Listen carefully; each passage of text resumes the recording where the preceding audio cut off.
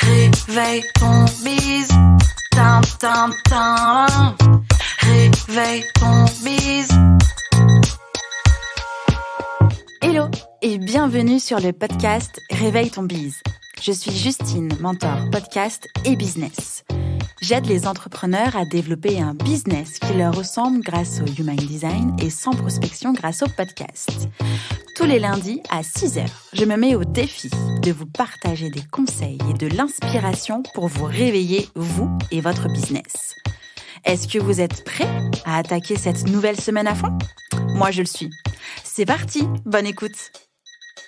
Hello et bienvenue dans ce nouvel épisode de Réveille ton bise. Je suis ravie d'être dans vos oreilles aujourd'hui. Le sujet du jour est un sujet qu'on m'a pas mal demandé puisque je crée pas mal de contenu, notamment donc sur le podcast que vous entendez aujourd'hui, sur mon blog et aussi sur Instagram en passant par ma newsletter.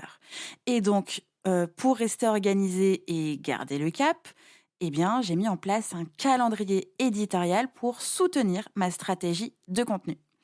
C'est donc le sujet du jour. Dans cet épisode, nous verrons c'est quoi concrètement un calendrier éditorial, pourquoi ça peut être nécessaire d'en avoir un et surtout comment le créer. C'est parti! Alors, c'est quoi concrètement un calendrier éditorial ? Eh bien, c'est simple, tout est dans le titre. C'est un calendrier de gestion de votre contenu.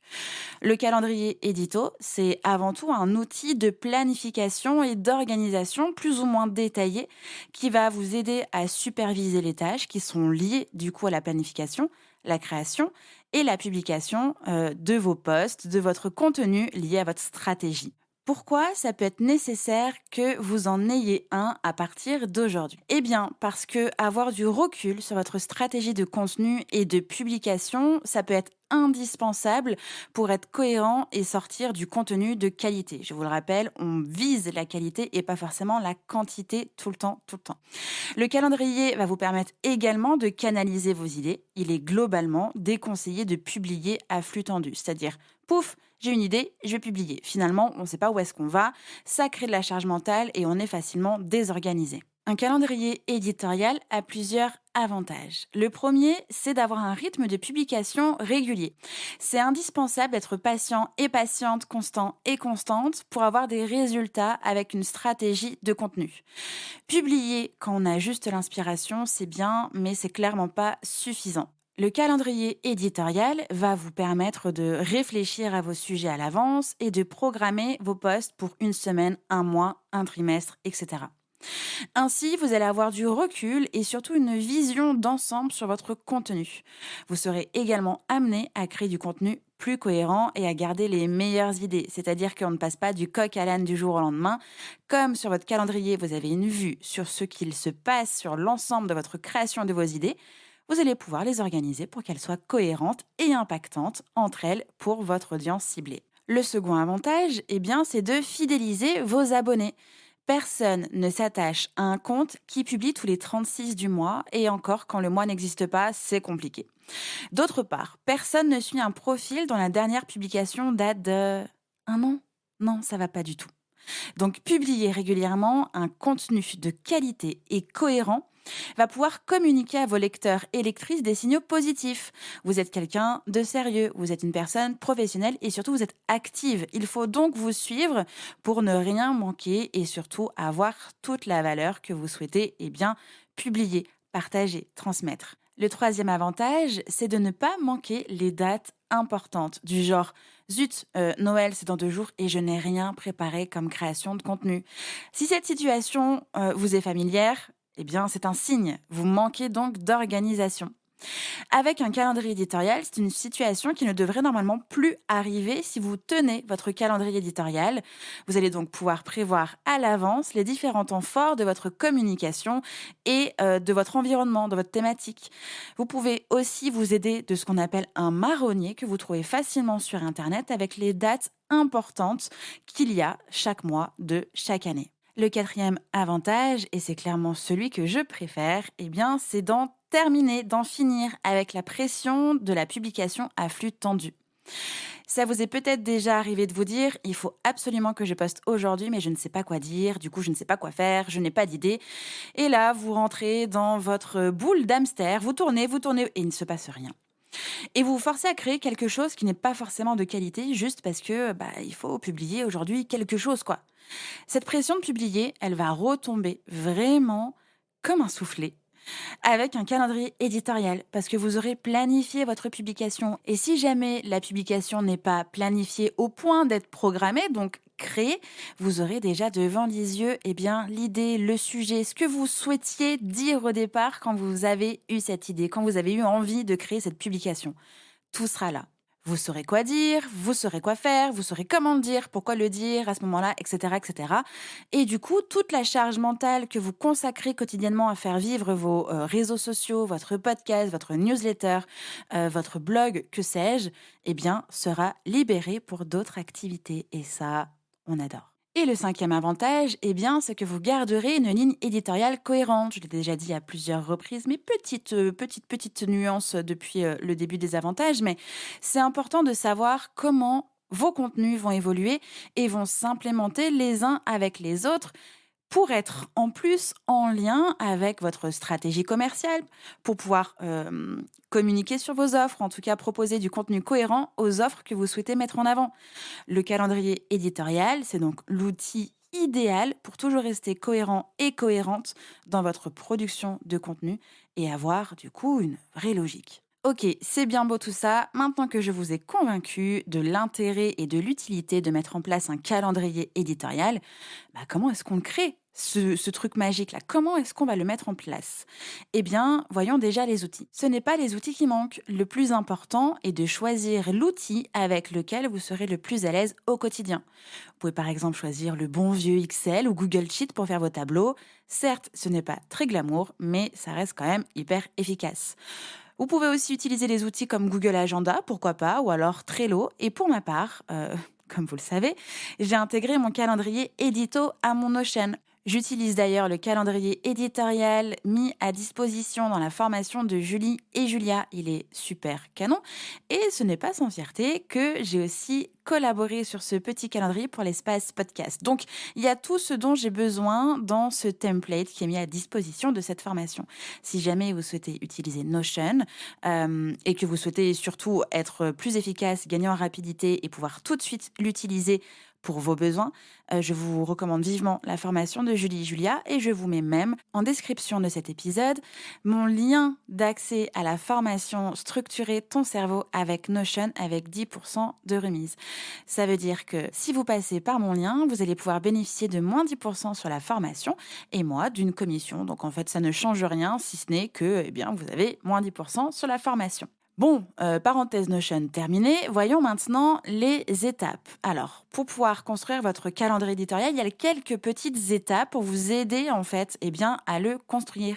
L'étape numéro 1, ça va être de diviser le calendrier éditorial par réseau, par canal.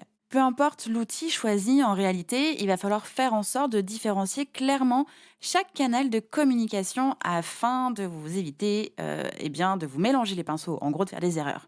Donc, vous pouvez mettre un onglet, un tableau, une colonne, comme vous le voulez, mais séparez bien les plateformes pour adapter votre communication à chaque canal. Quand je dis canal de communication, sur votre calendrier éditorial, il doit se trouver votre blog si vous avez un blog, votre podcast si vous avez un podcast, votre newsletter si vous avez une newsletter, votre réseau social, Instagram si vous utilisez... Bref, vous avez compris. Chacun des canaux de communication que vous utilisez doivent être du coup présentés, visibles sur votre calendrier éditorial. Je vous précise aussi au passage qu'il ne faut surtout pas oublier que les formats, les usages, les tons peuvent être différents en fonction des canaux de communication. On ne parle pas de la même manière dans un épisode de podcast que sur un article de blog. On ne rédige pas, on n'a pas le même format, par exemple, des photos sur Instagram que sur LinkedIn, etc., etc. Donc, il va falloir adapter tout ça par la suite. Votre calendrier éditorial va comporter plusieurs informations. C'est pourquoi il va falloir le diviser en différentes colonnes.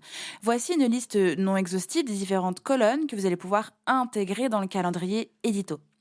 Par exemple, simplement la date et le mois. les sorties de votre mois, votre stratégie commerciale, donc les opérations qui se passent ce mois-ci, la veille, les idées, le type de contenu, date et heure de publication, texte de la publication, call to action, visuel utilisé, budget et cible ads si jamais vous allez faire de la sponsor. Ensuite, vous pouvez aussi classer les publications par catégorie. Donc là, c'est l'heure de remplir la colonne, par exemple, type de contenu. Et lors de votre création, lors de la création de votre calendrier, eh bien, faites une liste des types de contenus que vous allez partager régulièrement. Donc, podcast, blog, newsletter, Instagram, etc., etc. Ça va être une étape essentielle déjà pour savoir ce que vous souhaitez produire et à quel endroit, et aussi pour diversifier vos contenus, pour ne pas lasser votre communauté. Vous pouvez même aller un petit peu plus loin en précisant, par exemple, si c'est un post Instagram, eh bien là, c'est un Reels, là, c'est un carrousel, là, c'est un post simple, etc., etc. Ça va vous permettre également de mieux connaître les préférences de votre audience et d'affiner votre stratégie au fur et à mesure par la suite. Aussi, autre petit conseil, vous pouvez ajouter les objectifs de votre contenu.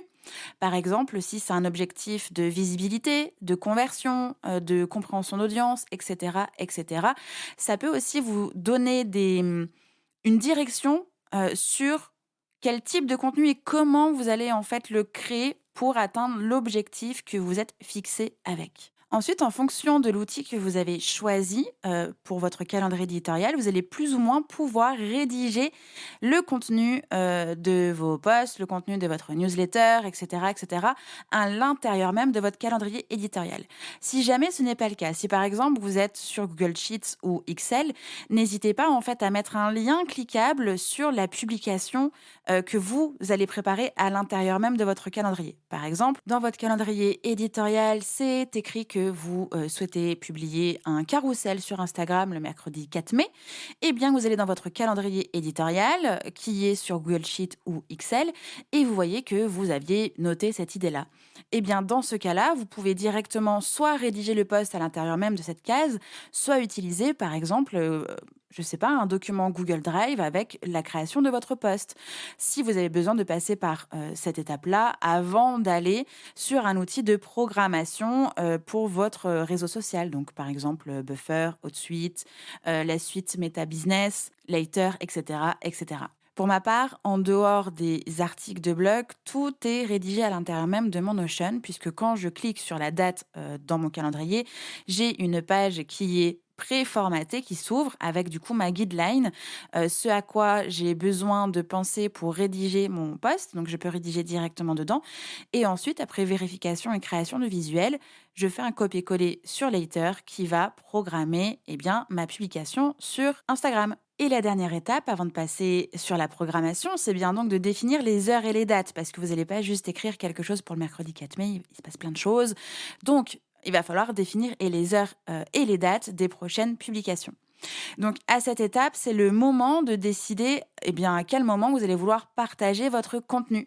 Si vous avez déjà cartographié la journée type de vos prospects, grâce au travail de persona notamment, vous allez pouvoir savoir à quel moment ils consultent le plus le réseau social sur lequel vous souhaitez publier. Si ce n'est pas le cas, vous pouvez réaliser des tests sur différents moments et plages de la journée, plages horaires, pour connaître les pics de connexion de votre audience, là où elle est la plus réactive, là où elle va plus facilement pouvoir voir votre publication. Sachez aussi que les réseaux sociaux, quels qu'ils soient, vous offrent des statistiques très utiles pour connaître les jours et les heures de présence de votre communauté. Quoi qu'il arrive, il n'y a pas de super bon et de très mauvais outils pour votre calendrier éditorial. Il y a l'outil que vous choisissez avec lequel vous êtes à l'aise et qui va répondre à vos besoins d'aujourd'hui. Ensuite, vous allez pouvoir évoluer au fur et à mesure sur un outil ou simplement faire évoluer votre tableau si vous souhaitez quand même rester sur Excel ou Google Sheets, par exemple. Concernant les résultats de votre stratégie de contenu, ils vont pouvoir être analysés grâce à ce calendrier éditorial et aussi grâce aux statistiques mises en place sur les différentes plateformes que vous utilisez. Et puis encore une fois, tout ne se fait pas en un jour, en une journée. Il va falloir tester, modifier, Observer, tester, analyser. Bref, vous avez compris, un peu tous ces verbes en ER. Allez-y, mettez d'abord en place votre stratégie de contenu, votre calendrier éditorial et produisez du contenu de qualité, efficace, qui correspond à votre persona. J'espère que cet épisode vous a plu et vous a convaincu de mettre en place un calendrier édito. Je vous assure, votre business et votre temps vous en remercieront. Je vous souhaite un bon lundi, une belle journée, une bonne semaine et on se retrouve lundi prochain. Ciao, ciao! J'espère que cet épisode vous a plu. N'hésitez pas à partager le podcast à une personne qui veut aussi se réveiller avec vous. Retrouvez l'ensemble des informations et des liens en description de l'épisode ainsi que sur le site internet www.justinarma.com. Si vous avez des idées, des suggestions, ou si vous avez juste aimé cet épisode et que vous voulez me le dire, direction Apple Podcast pour laisser un commentaire et des petites étoiles. Vous pouvez aussi me laisser des petits mots sur Instagram au nom de Justine-Arma avec 2 A ou par mail à l'adresse hello@justinarma.com. N'oubliez pas de vous abonner à Réveille ton bise sur votre plateforme d'écoute préférée pour ne pas louper votre réveil. On se retrouve lundi prochain, 6h, pour un nouvel épisode. Bonne semaine. Ciao!